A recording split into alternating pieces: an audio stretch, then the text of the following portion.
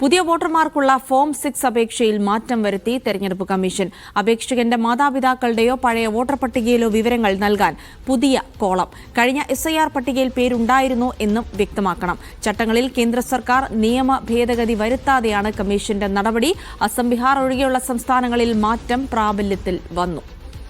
Rasheed bin Muhammad വിവരങ്ങൾ നൽകും. റഷീദ്, ഈ ഫോം 6ലെ മാറ്റം എന്താണ് യഥാർത്ഥത്തിൽ?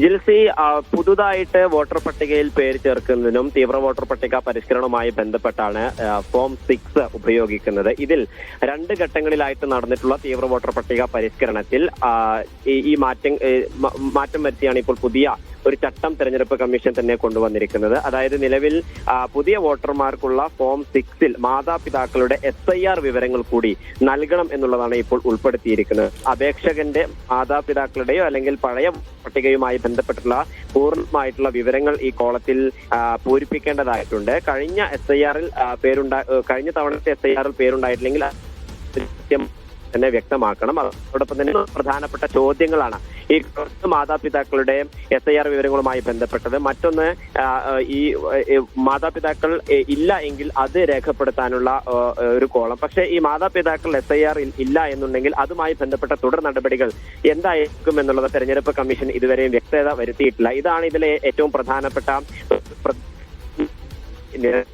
എന്തായാലും 50 ജനാധിപത്യ നിയമത്തിലെ സെക്ഷൻ 28 പ്രകാരം ഫോമുകളിൽ മാറ്റം വരുത്താൻ അപേക്ഷയിൽ മാറ്റം വരുത്തുകയാണ്. പുതിയ അപേക്ഷകർക്കുള്ള ഫോം 6ലാണ് മാറ്റം വരുത്തിക്കൊണ്ട് ഇപ്പോൾ തെരഞ്ഞെടുപ്പ് കമ്മീഷൻ പുറത്തിറക്കിയിരിക്കുന്നത്. വിവരങ്ങളാണ് റഷീദ് ബിൻ മുഹമ്മദ് നൽകിയത്.